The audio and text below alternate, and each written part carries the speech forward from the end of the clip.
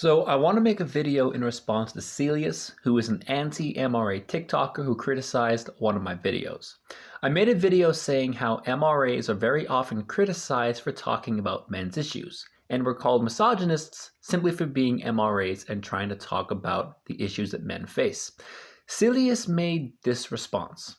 A lot of times when we try and bring up male issues, we're accused of being misogynistic. Fake and bullshit. The one and only time that you'll get accusations of misogyny for talking about violence against men is if you are using it as a whataboutism to derail conversations about violence against women. Well, what about men who get domestically abused? The men's rights activist says exclusively in the context of attacking and discrediting feminism.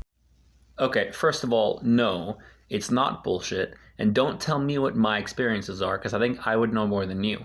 I've been attacked for being an MRA all the time, even when I was just bringing up men's rights completely on its own, not talking about feminism, not trying to quote-unquote derail a conversation. Sometimes I've been attacked for simply having that I'm a men's rights activist in my bio on social media. So what you're saying is absolute nonsense.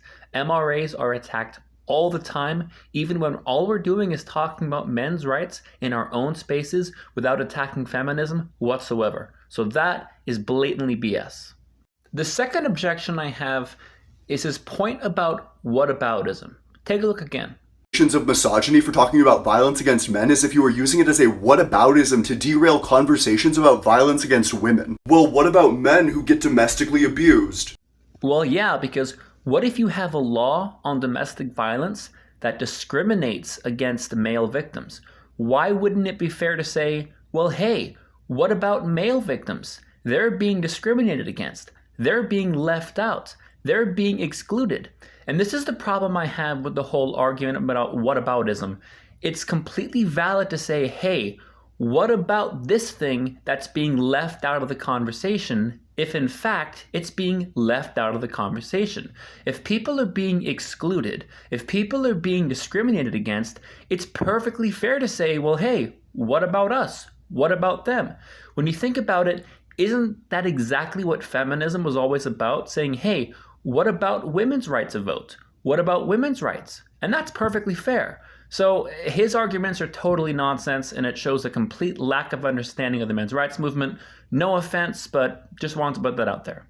To me, it's just very telling that feminists are so threatened by the mere existence of men's rights activists. Why do feminists have a problem with men making our own movement, to have our own voices, to talk about our own issues? We're not trying to attack you. We're just trying to exist, and then you come and attack us. So yeah, we defend ourselves.